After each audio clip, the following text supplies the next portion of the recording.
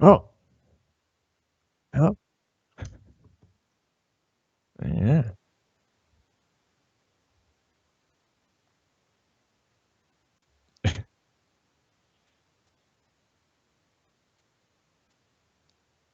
Oh, Well, there we go. Oh, there we I go. fixed it. I fixed it.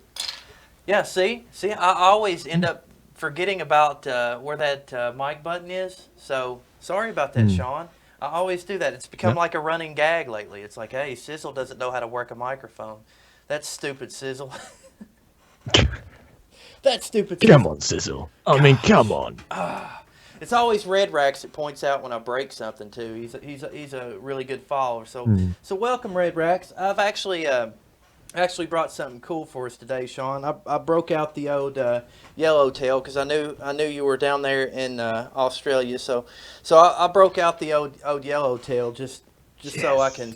I can get us going. So Anu I is I think watching. that's a good idea. She'll love this. So I thought I would try to see if I can't happen to drink this whole bottle before our show's over. So we're gonna find out.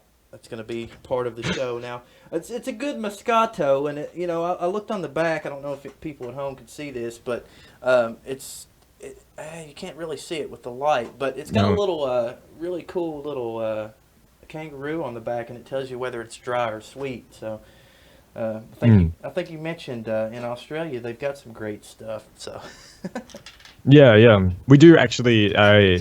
It's a common misconception that America is the only empirical sort of nation out there where they might use, not meters, but yards and miles. And in Australia, it's really common for us to use colloquialisms such as kangaroos and like other animals to denote sweetness and sour. So I don't so know. I so are think if kangaroos more really people sweet? adopted that, Like are they yeah. really polite and sweet over there? No, Are they it's mean? actually kind of like a misnomer where kangaroos are quite tough. Sorry, I just started remembering this time where the last time I had a run-in with a kangaroo.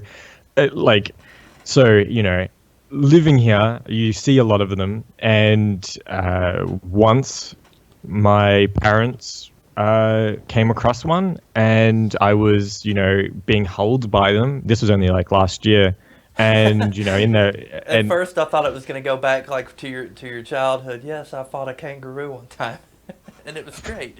But no, yeah, no, it happens a lot.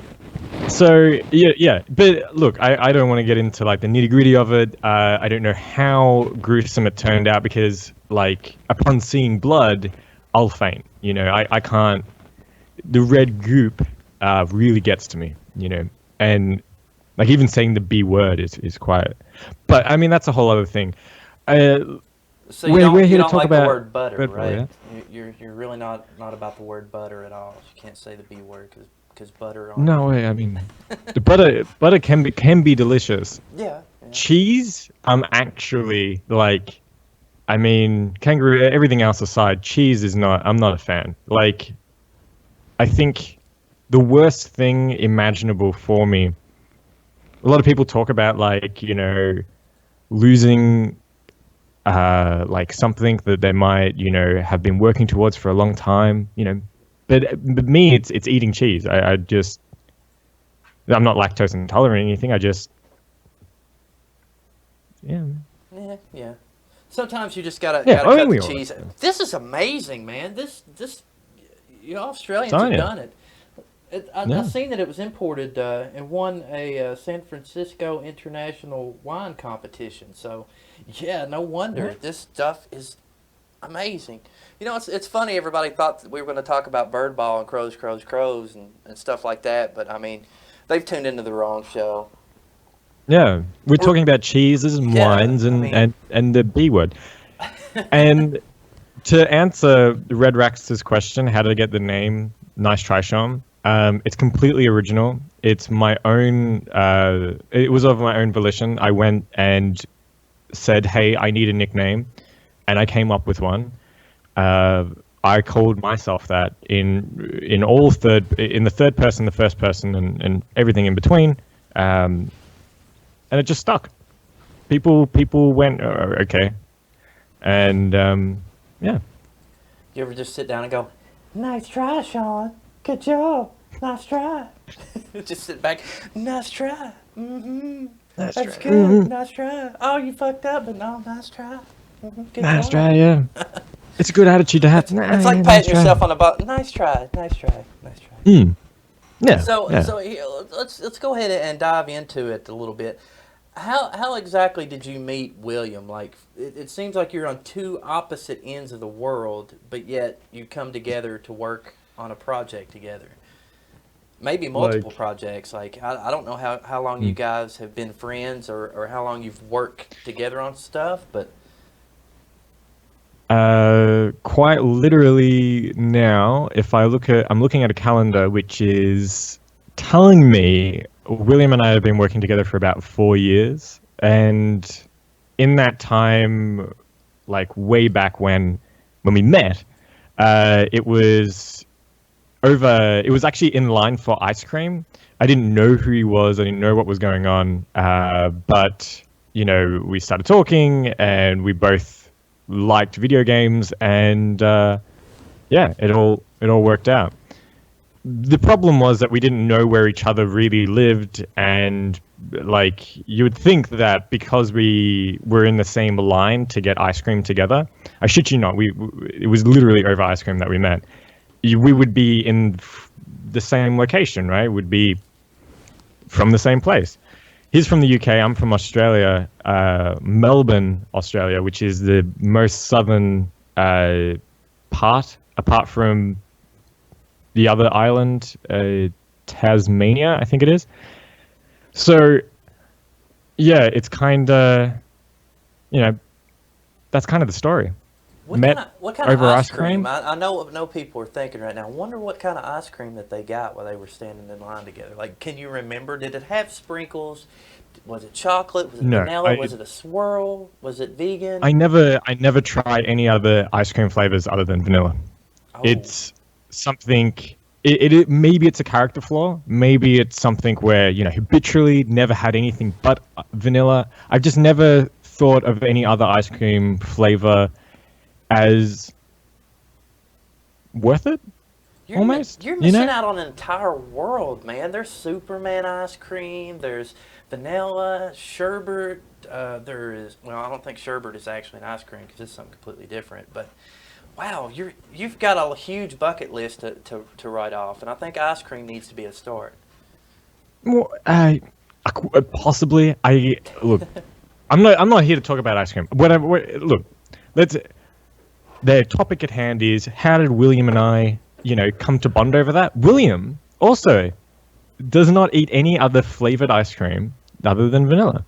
So we, of course, bonded over that. We both dislike tasting things that don't align with what we think ice cream is. And how do we build from here? So we started going, okay, what's the most bland game that we could create, and we couldn't really come up with anything, and then BIRDBALL happened, and I think it sort of embodies what vanilla is to both of us in terms of ice cream and friendship, and yeah.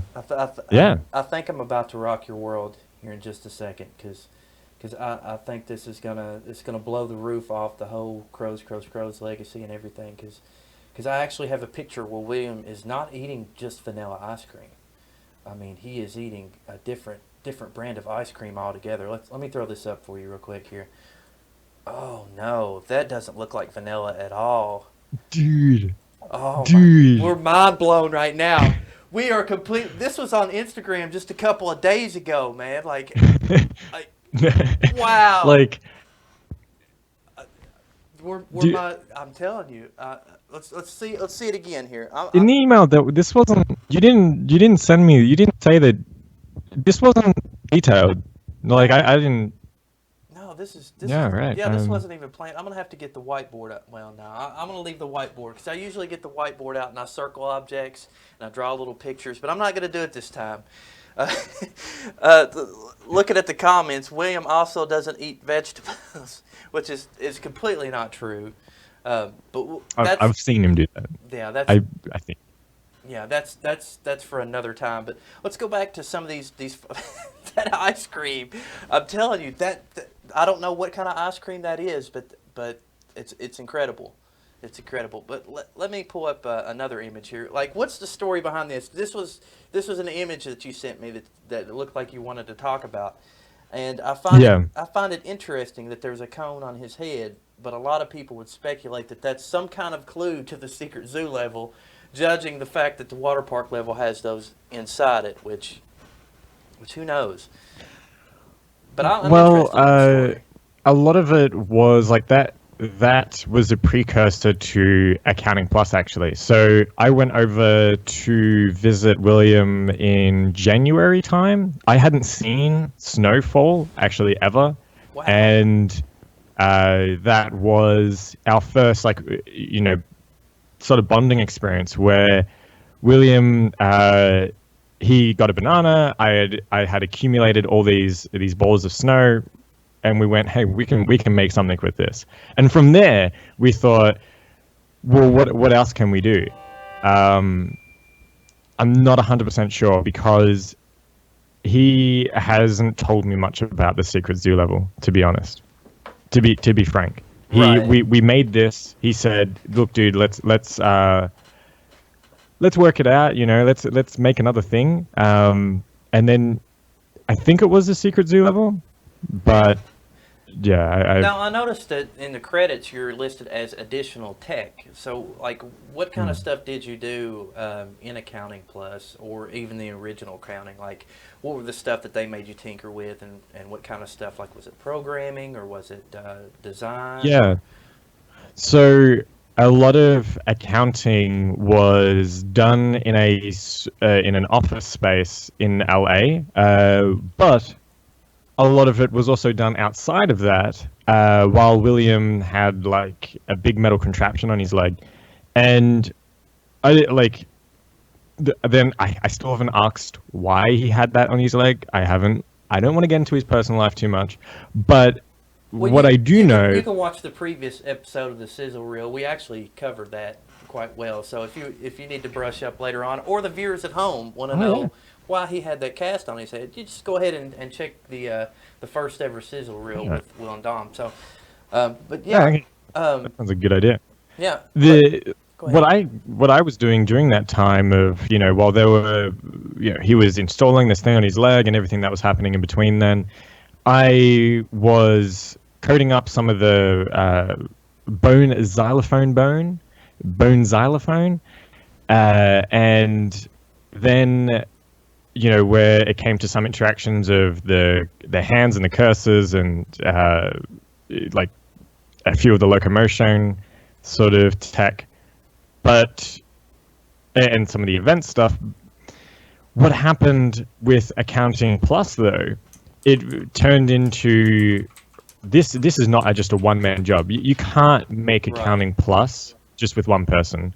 So you maybe need to get somebody who can work on the project just non-stop. Just start throwing stuff in, and that's how Accounting Plus Right. got to be made. We found Jan. He was uh, doing some. He was making, Mercedes Benz. He was making the cars. He was like, they'd hired him as like a test factory, like as if, only they were trying to see how many people they could get just to make one car by themselves, and Jan was about that. And then we scooped him up, and I took a back seat so then Jan could push it forward. Yeah, At least that's how.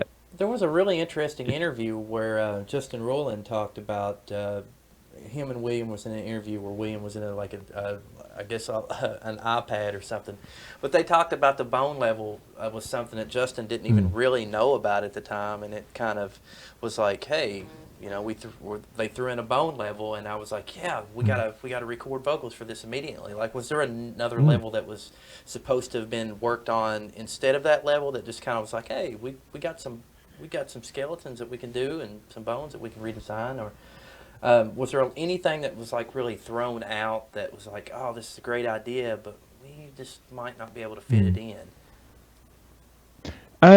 There were a few like that where, people would explode and then their limbs would turn into sort of little critters and then rush around and do all sorts of things. And there were a lot of ideas that were thrown around. The bone xylophone was a drawing that Dom had done in concept art. And from that point, I think it just all fell together. Like, I think within 24 hours, we'd had the whole bone xylophone, and it looked beautiful. To answer Red Rax's question also of Jan, just to wrap that section up, Jan always uses the robot emote because of his time at Mercedes-Benz, because they were treating him as a robot, and I think he still remembers that, which is quite cool. Like, it's good backstory. But yeah, Accounting Plus is definitely it went through. There was so many rooms that were concepts like. I remember one that was particularly green, and one that was particularly blue. But I don't want to say too much. It could be in a future update. So what I was curious about is what's it like just to be just kind of just hanging out with William or talking to William on the side, and then all of a sudden, hey, would you like to come work on Accounting Plus with Justin Roiland? Like were you familiar with Rick and Morty at the time, or did you have to go back and kind of brush up and start watching Rick and Morty? I mean, like, was there ever this pressure, like, holy shit, William's got us into deep stuff. We've got to work with Justin Roiland and the guy that does Rick and Morty. Was there ever that, like, that anxiety, like, and then finally that clarity of, you know? So it's funny because when we came to realize who Justin Roiland was, we were all in a hotel room sitting together, and it was Dom, Will, and I was like, have you heard of this guy? This guy's a big guy. And then Will was like, dude, have you I've heard of this guy. I think I'm gonna, you know what, I'm gonna make it happen. And I was, I was taken aback. Dom had so many ideas, just immediately what to do, how to handle this situation, because of course, when you speak to someone with such notoriety, you have to use the right language, right? You have to speak on their level.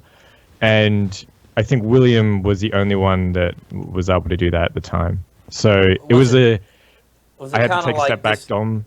Was it kind of like he's kind of a different guy? Like, oh, well, he's not your average, guy in a corporate suit. Like, he's somebody that actually gets along and has that comedic sense of humor about him that kind of fits in with William. Because I noticed in interviews with them together, they sort of play on each other, and they admire each other in a way that not a lot of people can get. That sense of humor is different than what most people would see. So, but yeah, going back to Dom is always one of those guys that just seems like he knows what to do right then, and he has this imagination about him that's like, hey, I'm 15 steps ahead. You might be able to use 3 out of these 15 ideas, but if you need more, I can throw some more in there. Like he does seem like the type of guy that's maybe not one step ahead, but always creative about a situation. He has so many just like ideas. Some of them are I guess too high level concept for me to even start to articulate. But one of the examples I remember, he came in once with this beautiful white shirt and these gold pants, and he said, "Look, I'm making it work." And it was just an idea that was fire out. But by the time the day had ended, we were all doing it. We'd all collectively gotten these jackets, gotten these shirts, pants, everything on Amazon. Amazon is a great service, by the way. I'm not sponsored by them, but you can get a lot in under 3 hours. You can get it delivered. Oh yeah, there is that Prime delivery where it's just like 3-hour delivery. It's insane. Like, please tell me you have a picture somewhere of everybody dressed up like in these white shirts with the. When you find that definitely has to be something you post on your Twitter. Like you gotta tweet that image out if you can find one. Like even no, I'll definitely dig it up. That's cool. Yeah, that is pretty hilarious. What's it like? Okay, let's step it back a little bit because I'd like to know like how you guys like figured out like, oh, you're going to be in Australia and I'm going to be over here. So like Mm. how does that work when you start working together on things? Like whenever it began like that, you guys start like pushing to develop stuff. Like was there a game before Crows, or before it was ever Crows? Were you guys together like in sync or getting it in sync or? Yeah, we'd actually practiced it over a few number of projects. Birdball was our first project together, and it was sort of testing the waters of how we'd want to work together, and also how we would go about doing that in a way that doesn't sort of lend itself to hiccups. Because when you're working in different time zones, if something goes wrong, how do you make sure that people can still move on the project and everything's still a-okay? I think we definitely found it difficult to find that position. Right now, it has been found within Accounting Plus. I guess it's such a large project. There's a lot of room to grow and to grow from that. I'm still based remotely, and with that, you sort of do it in a way of like sort of compiling together tasks that you can do while they're sleeping, or because that's a lot of the time overlap is while they're sleeping, so it sort of makes it a little bit difficult. But when you wake up and you see, oh, all this work has been done, the project has moved like in a substantial sort of technical way, or I had this Right. roadblock that's no Right. longer there. Right, we You wake talked up and you about just, that, and it's pretty yeah. magical to wake up and see all this advancement on a project, and you're like, hey, you know. Mm, And I thought it was funny yeah. that we set this for Friday, for this whole interview between me and you, but yet Mm, my Thursday is your Friday, so right now yeah. my Friday is your Saturday, right? Yeah. So here's something that I asked Will and Dom about. Like as far as jet lag goes, like whenever you travel to Mm. Berlin, like once ever so often, or if you go anywhere else, like how is that jet lag effective on you? Like is it one of those things that gets you down? Are you able to tough through it for 24 hours? Because the time So differences can be pretty extreme. the f- the first time I flew to Williams, I remember getting like so jet lag so bad, and it was like I was tired, and as to be expected, but we had dinner together, and I remember him going, "Oh, do you want a drink? And we'll chill out, play some video games. It'll be great." And I just remember like getting so sick, like so ill and throwing up and just being like, I'm so jet lagged. I cannot even imagine. Like I had no idea of how it would be, because it is a 12-hour difference. Right. However, through intensive training, I am constantly training myself through eating almonds. That's a great way to reduce jet lag. Drinking water, the normal training routine that you might take, and bam, I didn't throw up the last time that I visited. It was, Okay, so we'll back it up again. But you were talking about bird ball, and I was curious, like, because I didn't know anything about bird ball. Like, I started doing research about it and could not find the game online anywhere. Mm, Couldn't find any kind of information other than, hey, they're going to release bird ball. But then here's mm, the most shocking thing that led me to believe that you were Kevin Patterson. Was the Kevin Patterson experience was the only like images like this one that you supplied to me. This is one of yeah, those, like behind you is the Kevin Patterson experience. Um, yeah. so what is it like to work with an artiste as fine as Kevin Patterson? He's something else. He has this cat Hemingway had, and it was the most adorable kitten. The person like Kevin Patterson as a person Hold on, is hold on. an Just absolute just delight. one moment. While we're talking about Kevin Patterson, I'm going to pour a glass of this fine Australian wine here Mm, I have here because when mm. you're talking about an artiste, you have to have a good Moscato. Well, cheers, since we're both drinking, we'll hold our glasses up here. Oh yes, yeah, yeah. Cheers, Beautiful. cheers. Thank you. but yeah, where was this picture taken? This was taken at an art gallery in Nottingham, and well, I mean, I've been asked to call it an art gallery because since then I don't know what's happening to that building, but it was, I mean, it housed so many great like projects and pieces, and Kevin Patterson was one of them. So Kevin and we had an agreement so we could make the project how we saw, which was BIRDBALL, and it was sort of a, I guess, yeah, a precursor to Crows. From there, we went on to make Dr. Langeskov, and we didn't need any more assistance from that guy, you know. But we're still friends, and we still maybe we'll work together. Here was an interesting story that Will mentioned, like, I think it was a couple of days ago. He mentioned that there was one convention where the crowd was chanting "Birdball, Birdball," and then you guys get out there, and there was not a build of Birdball, so everyone's rushing to get that build together. Could you tell me a little bit of that from firsthand experience, like what exactly happened? Because I'm probably not doing it justice by even mentioning it, but I thought it was something interesting that I would bring up that William had dropped a hint of, that you could probably give a better explanation of. So I do remember that quite vividly. I remember we had BIRDBALL in. Oh, so we were working on this table that had been propped up from some warehouse, or I don't know, it was this back room.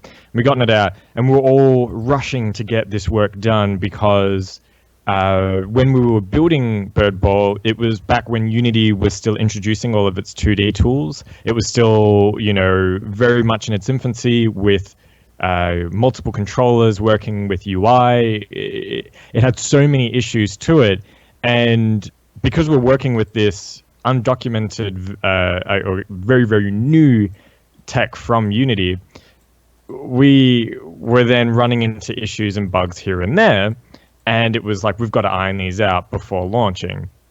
So while, you know, we're trying to iron everything out and get it all done, I remember there was a bottle of water sitting next to my laptop, and it had spilt while it was compiling, and I had to like turn my laptop upside down and like, you know, dry it out, while also, you know, having this crowd of people knocking on the door being like, "Birdball, Birdball," because we were talking about it for the past couple of days, just being like, "Hey, we're making this like great game and everything." Like spilt water on your laptop right before the presentation.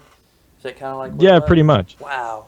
Yeah. You know, so as just a fan of Crows, you guys got some serious issues with laptops, like. We really do. Like when Dom and William had their laptops stolen, and then there was the big Magpie collection and stuff to get the laptops back. And now, let's see, this is a story that I didn't know on the back end. Like, Crows need serious Mac warranties. Like, I'm talking about additional accidental protection. But no, man, that has to be like, let's go back to it. So, you spilt the water on the laptop. So, what was the resolution? Like, what do you do? Well, I mean, able to shake out the laptop, get the residual water out, but it didn't solve the issue that I'd created previously for myself that was the same problem that Sony had with the PlayStation 3, and that is just over-engineering it and making it completely a pain in the ass to work on. So... with like the 9-core processors and stuff. Oh, PS3 is great, but you can't use it on any other system. No way to do cross-platform or cross-compatibility. No way to move it to the PS4 because we've got like 8 to 10 cores. That type of thing. I get you. I understand. So, I had, you know, started exploring BIRDBALL as this, you know, hey, when we're building this, we've got to build it so it works on pretty much any platform. It could work on a mobile device. It could work all the way up to a console, wherever in the between. And with that ambition came all these extra hurdles of like, well, you know, controller support needs to work on all these different devices, you know, frame rate and everything like that. But because I had over-engineered it, while it ran well, it had all these. It was prone to having issues or prone to having bugs. So, spilling water on top of an over-engineered product. I mean, BIRDBALL was still playable, but it really prevented the timeline and everything that was happening. Are you using prevented it. Are you using Xbox controllers here at the Kevin Patterson Experience? I'm just curious. Like, We were. what kind of control? Yeah. But also work with the PlayStation controller, and then it would also work with no controllers, but it wouldn't run very well. And yeah, that's a whole Yeah, the build we'll attempt to try to run here in a little bit will probably be on mouse and keyboard. So it might run pretty well. It might be something that people scream about. We need this game, Oh, hopefully. Well, I mean, we could port BIRDBALL to the PS1. It is possible. It would take a number of days, I think. I don't know how many. And when it comes to how do we decide developers should and shouldn't be in VR, I don't know if developers should be in VR, as I read the question, but games usually sort of are from inception VR titles or not. If you try bridge that gap, you're going to make a half-assed effort. Like that's. Now you've worked with other VR companies before, haven't you? Yeah. Within, is that what they call? Explain. Yeah. Let's jump off the whole crows thing for a second before we jump back into BIRDBALL. But I'd like to know more information about like what you're doing over with them and some of the stuff that you've worked in. What the experience is with working within. So yeah, I've done some previous VR titles with some mobile VR companies. So we did projects with Saturday Night Live and the UN and like some pretty big content providers. And that was difficult because, as you can imagine, those content providers are like, hey, we've got 4K footage of this beautiful stream that we've put together and we've got our best and brightest on it. And you go, cool, that I want people to see this. And then when you try supply that video to them, then their phone gets really hot because processing all that video is quite difficult, downloading it. It can get to a point where you just run into so many technical issues, you have to start pulling back on some of the advancements that you're making. Since then, technology sort of started to catch up. So we've got like Hulu and Disney and everybody's got 360 video. YouTube's got it. Like technology's definitely sort of caught up to it. And now Within has some great stuff happening on the platform, but as far as technology, it's kind of solidified. So I was able to step away, focus more on crows, and also work on my own projects, which has been pretty freeing. Yeah, I know. It sounds like whenever you talk about phones heating up, things like that, I think about that show from Amazon called Betas, where they come up with this crazy like compression algorithm and all that stuff, and a dating app and all that, and kind of like Silicon Valley. Like, have you watched any of those shows that revolve around like developing of apps and things like that? Like, yeah. Because it kind of makes me feel like you guys are in that world where you're on the verge of creating something to give to the masses, like video games or just any kind of content, and then finding the right people to take that or to accept it or to actually brand out on it is the more difficult part. Yeah.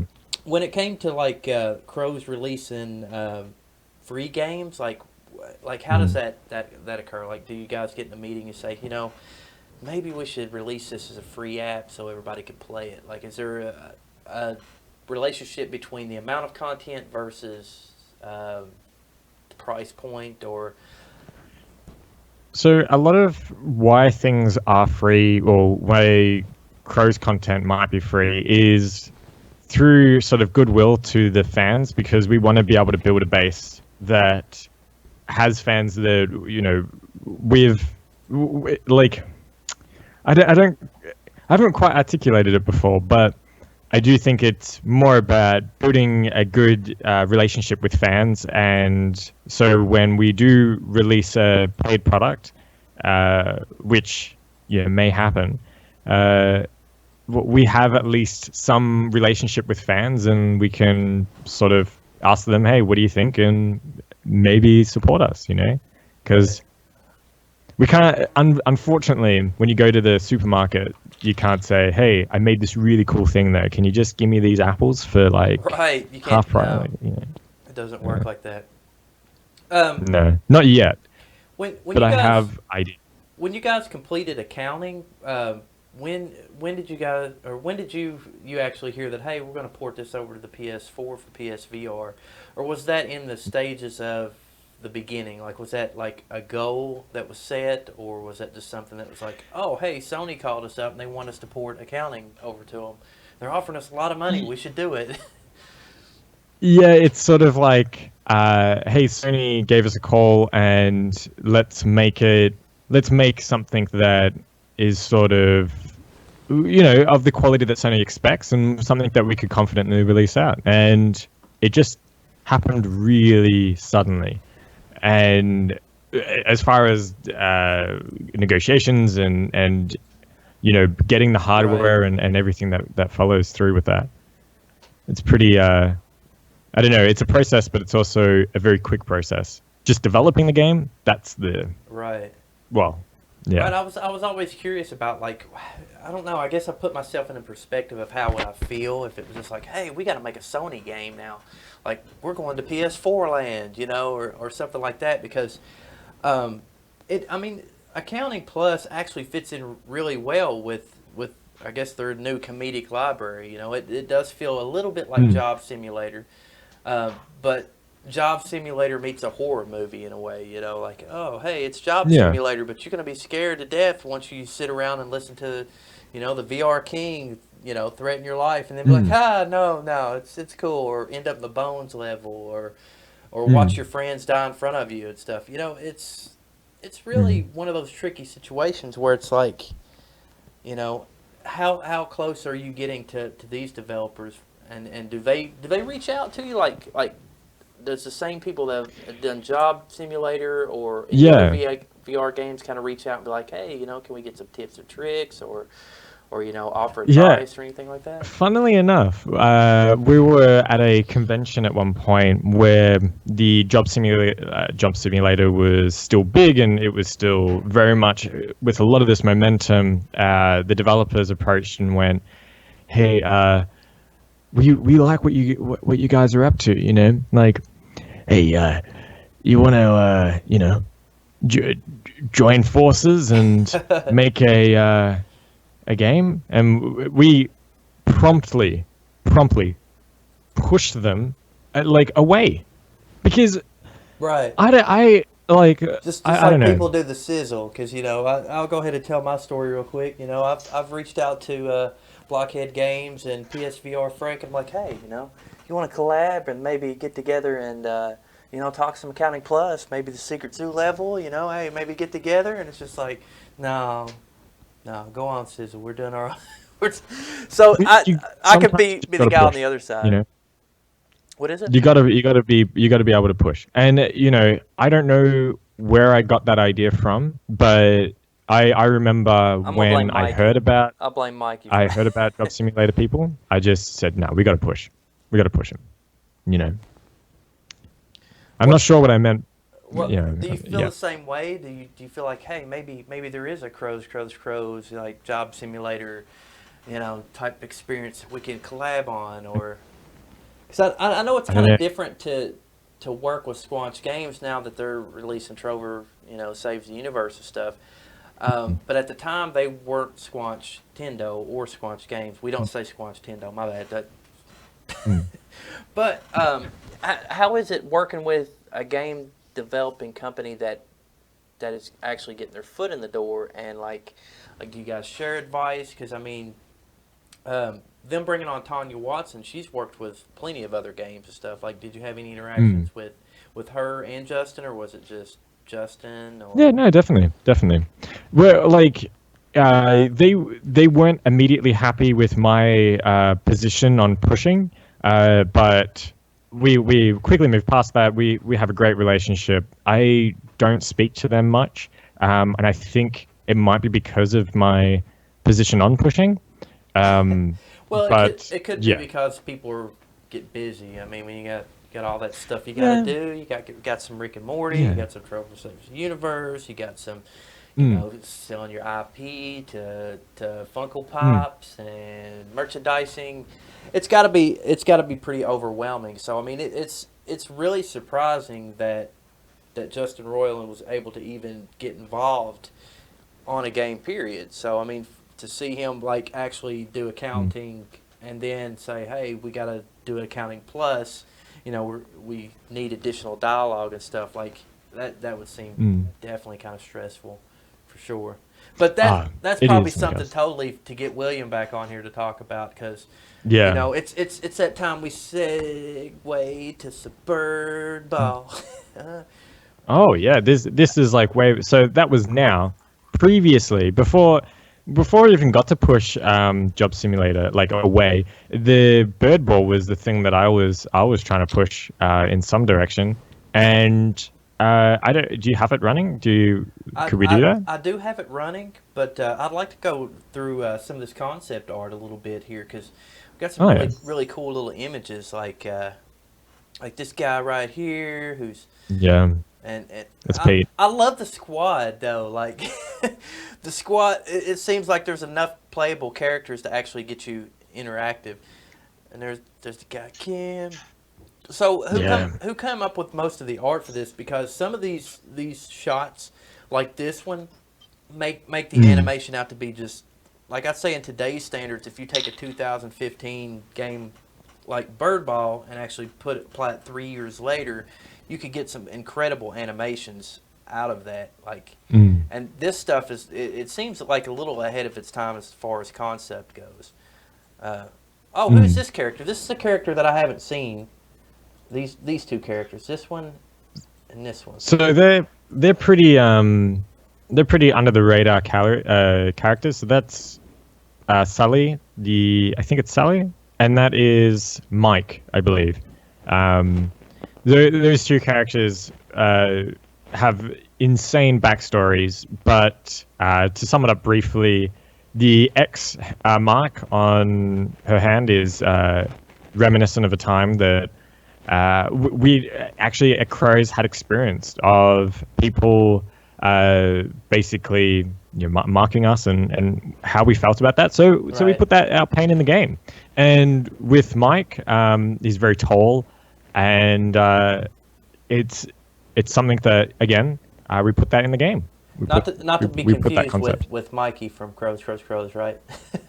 It seems No, no, no, no, no, no, not it at all. seems that in each Crows game there has to be a Michael or a Mikey somewhere in there, and I noticed with this image Yeah. too, like the scar is kind of reminiscent of the bunny in Accounting Plus too, because that kind of seems kind of similar from the gang level. Yeah. You you could start stringing things together. You could definitely You, you could definitely. and then there's Sally the Swan, definitely a book nerd, like, Oh, but that's Sally. Yeah, that's right. yeah. That is So, right. these are images that so Sean, you gave me a bunch of images, but I also had a bunch of images that I've rummaged with, and it took me, I'd say, about a week to find these images, because Oh yeah. Bird Ball is to me it's a mystery. To other people, they're like, "Oh, Bird Ball, yeah, Tough. we heard about it, but nobody's ever seen it." Mhm. So, I mean, to see some of these shots, let me go back here. To see some of these shots is really kind of cool, and to actually experience the game is even better. And then you got Barry. Everybody Mm. gotta love Barry, man. Barry feels like the preppy Zach Morris. Welcome to the jock side of things. Backwards tilted hat. Mm. Kind of sports logo-y. Um, Barry was the favorite. Barry was the bird. yeah. He was it. It was the main inspiration for Bird Ball and like the character design and everything that enveloped around it. Barry, through and through, And then through and through. and then you got Grumpy Pete. Pete just looks like, yeah, I don't even want to be here. You could be surprised if I Oh, keep definitely. this ball or not. But I'm gonna go back to Barry real quick though. I did like Barry because Barry was the one swinging the baseball bat. I mean, he was Mm. he was about it. But yeah, Yeah, definitely. I mean, this is kind of like, well, I don't know if you guys have premiered this game at other cons or whatever. Mm. I know you had the build. I don't think we finished the story. You spilt the water on the laptop, but we never did finish like how you resolved that particular issue other than getting the build. Did it go all right at least? Like was it terrible? Yeah, yeah, Okay. definitely. So we got in a bunch of people. There was like 20, 30 people that all just started rushing into this room, and BirdBall was sitting there lonely on a big TV monitor. The had two controllers attached, both Xbox, and Rapid Xbox. Great job. And they people enjoyed it. Some people not so much, and that was due to, I guess, maybe it was a little bit forward in its ideas or its thinking, its simplicity. Minimalism is, maybe we took it a little bit too literally, but I think overall, BirdBall did what it needed to do. Right. And with that, it didn't do it in a timely manner. That was the core issue, you know, and that was usually born out of, I'd say, Well, BirdBall is the taboo from everybody else. Like Will and Dom's like, no, we ain't talking about BirdBall. And just like Red Rax left in the comments here, he said the first time I mentioned BirdBall, Dom said there was a dark cloud hanging over it, and he was hoping you could elaborate what you've been doing. But yeah, it does feel like there was something that was gonna make BirdBall be the best thing. Kind of like, I guess I would say, kind of like getting off your first big project and then moving on to something else, and you have those teenage angst, like excitement level, like this is going to be the best, and we're going to win the game, and then you're like, maybe we should step back from it. Maybe we should step back. It's funny because I think the problems with the dark cloud that might be hanging around BirdBall is sort of a amalgamation of a lot of I guess happenings that sort of happened simultaneously together. Because there was so many, like, you know, learning how to work together in a team that had remote members, and also these new members that, you know, we hadn't really quite tested. It sort of threw a lot of how we work into question, and I think it was the game that helped us get to, or Crows to get where it is today. But like many stories, it isn't through, okay, BirdBall was super successful or anything. It was, BirdBall was a test, and now accounting was the project that sort of allowed us to do what we want to do, you know? Right. I mean, with every great failure, it's another learning experience, or BirdBall's not exact. I mean, to me, BirdBall's not really a failure because it was never actually released to the public to actually play with, and it's not a success because it was never released either. But it's a really good concept and a really good, like, first step into moving on to something forward, because. Because I mean, from what I've played of it, just playing with myself against another opponent, it's just, for me, it's similar to being like, man, I just want to kick somebody's ass in Mortal Kombat. So you hook two controllers up, and you're like, I'll just kick their ass, you know. So it's great. So I know Red Rax has been the most excited. So I want to thank Red Rax for tuning in tonight, because he has been the most excited and the most thorough about BirdBall. He's been so excited to see this game, and I have too. But thanks for coming on, Sean. Let's go ahead and let me go ahead and launch the game. I didn't want to launch it before because I know that the audio will start bleeding through. So I don't know if anybody can hear the somber birds and stuff in the background, but they should be able to. So let me cut over here. I'll turn it down just a little bit. So this is the first kind of like little playthrough of BirdBall. I mean, how long has it been since this game has actually been launched? 2-3 years Wow. easily. So I mean, we got a solid menu that we could click through. It looks like you might have had some mystery characters, and then there's this guy over here. Let me see if I could scroll through. Oh, there we go. Who is this guy? We haven't talked about this guy with the baseball bat with the nails in it. Is this Negan?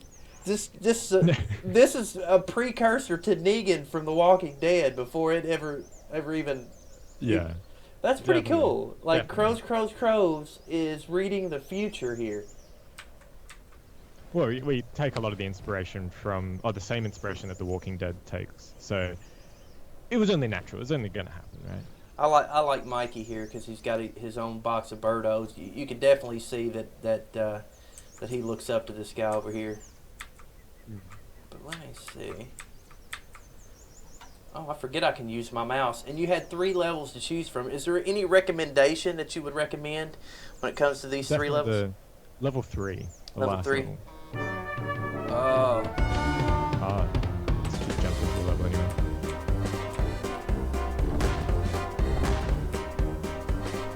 Oh, it got me. This is so fun. Like I don't understand why this. Like you could use your mouse to kind of like throw stuff back. Yeah. Do you have any tips for me? Like should I eat the Cheetos and the pizza, or should I hit them? So you're sort of playing it pretty well. I'd say that you're beating the opponent, but not by as much as I thought you would be. So I would say just keep practicing, and you'll get there.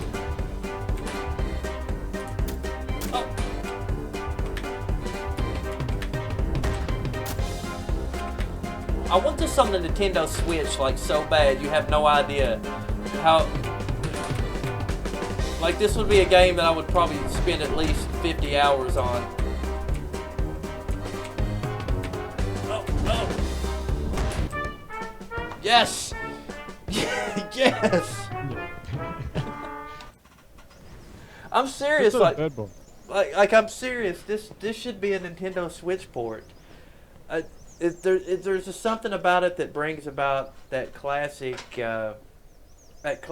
like I don't know, like that it's a fighter, but it's not a fighter. You're knocking. I don't know how to explain it. I'm gonna hit another character up after I finish this glass. I've almost got this bottle down. Can you believe that? Oh, damn. Australia. While I'm drinking this sip, tell them a little bit about Foster's, like you told me the other day. Because I went to get Foster's and I looked at the guy and I said, "That's not real Australian beer. Get the." Yeah,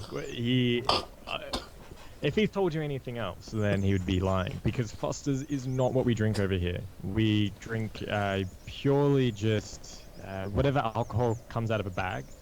We call it Goon. I don't know, and this, of course. I've forgotten the name, but it's a beautiful Moscato.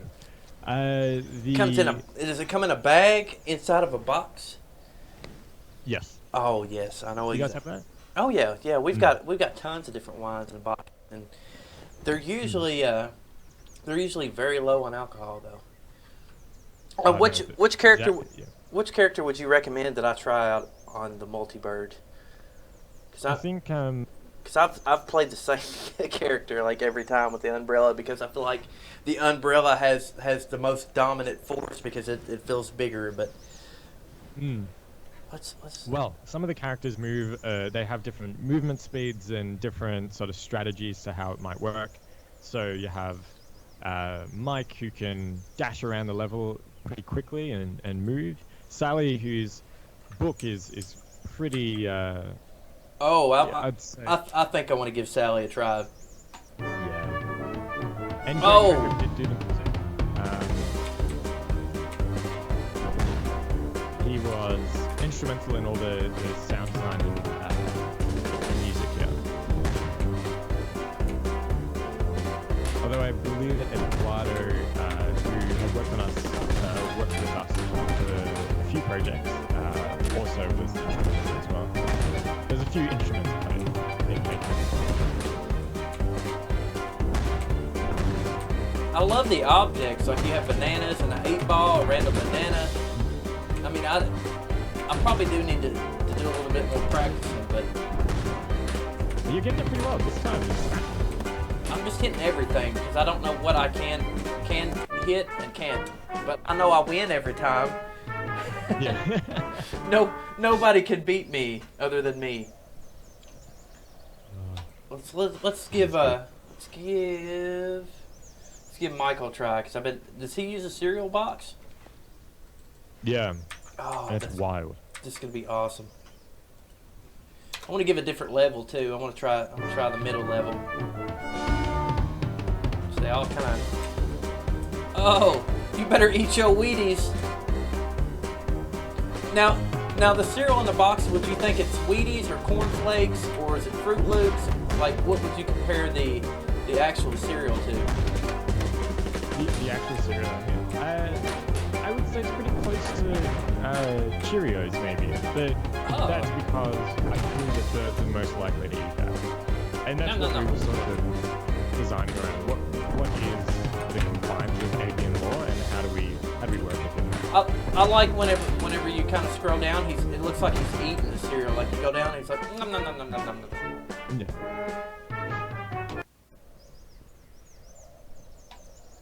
Damn, getting good at this game. Oh, I know. Let's see. Oh, I'm dying to try her out. I hope I can select her without it being highlighted. Oh, how do oh, wait, no. It's going to let me do it. It's just, I think. Oh, no. Negan Bird. Does he have an actual name that's not Negan? He might be my favorite this one. Negan Bird. Oh. He does have. Oh. Ooh.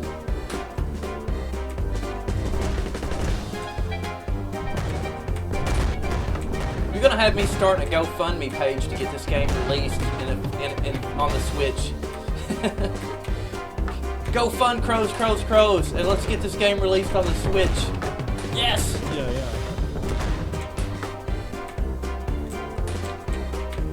Full multiplayer. Oh! Did he just eat the apple? I don't know. I think it went through. Let's see. Let's see if I can take some damage here. Oh no, this dude's smooth. He's like, nah, we ain't taking no damage. We are not taking no damage. I'm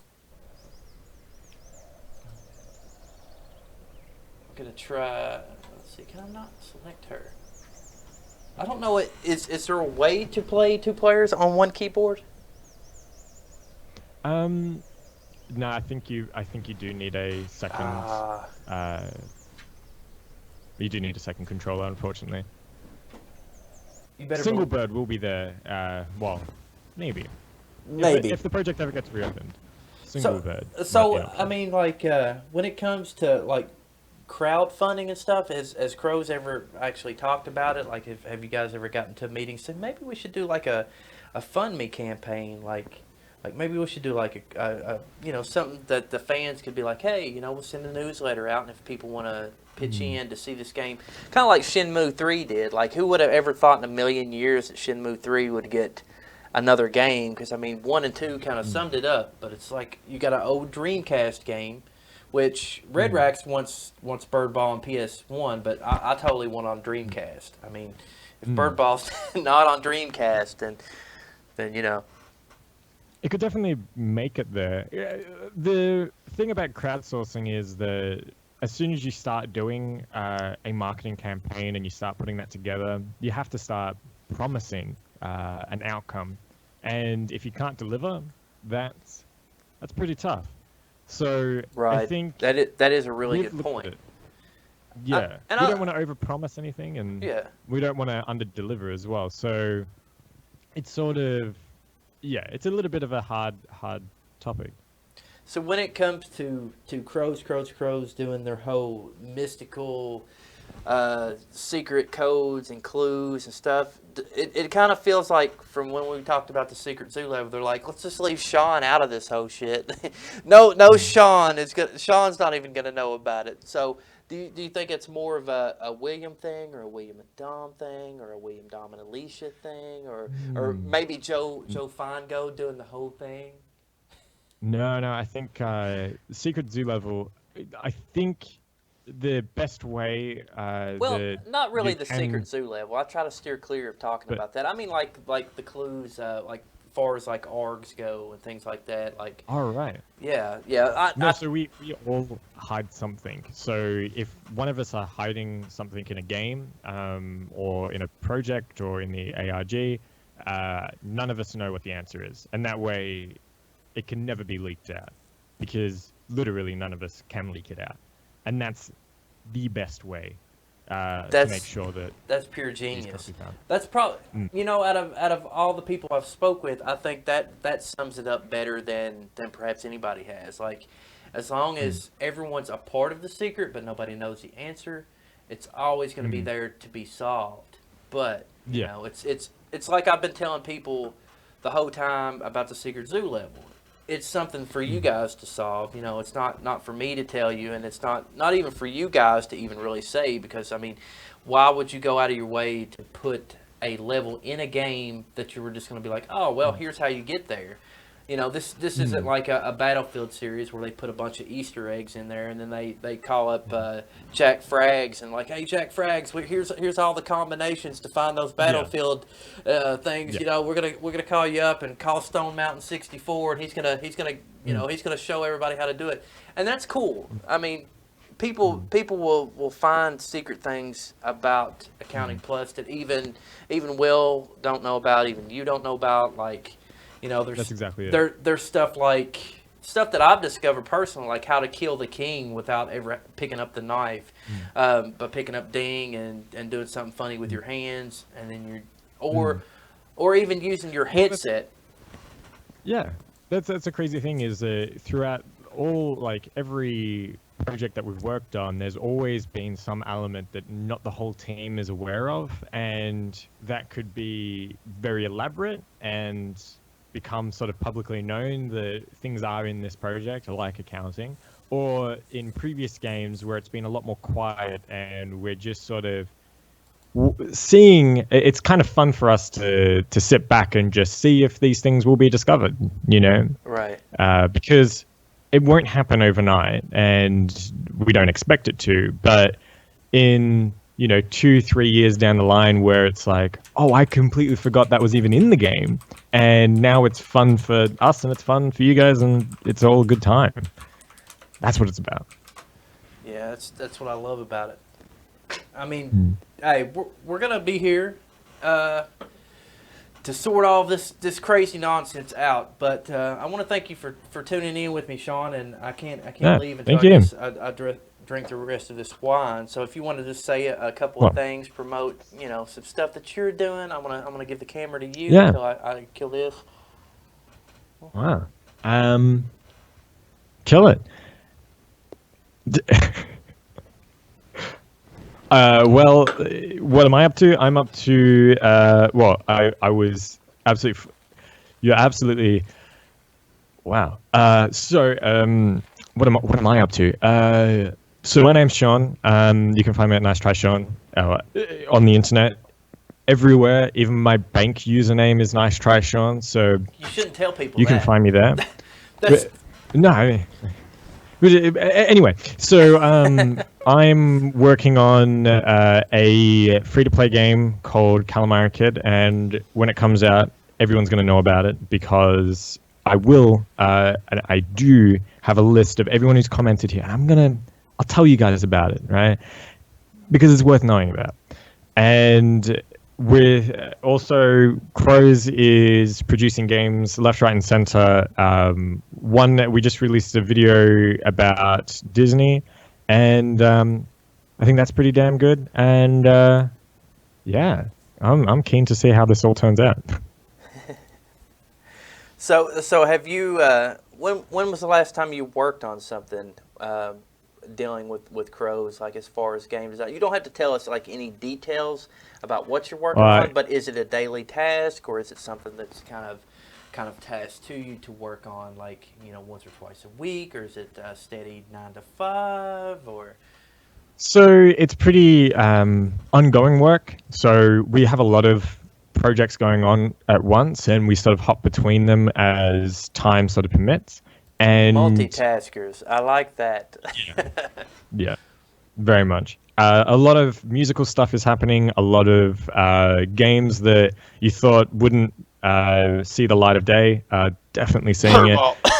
No, yeah, I'm not going to promise anything, but I'm going to say that there is a lot happening in the pipeline, and it is Crows is pretty exciting, and so is Calamari Kid. But Crows is pretty exciting, and also Calamari Kid. Is there any like Katamari Kid stuff like on the net right now, or is it still hush hush until the release? So if you tweet at this Twitter, I can send you. I'm going to post that. I'm going to promote myself even more. Oh, I can't put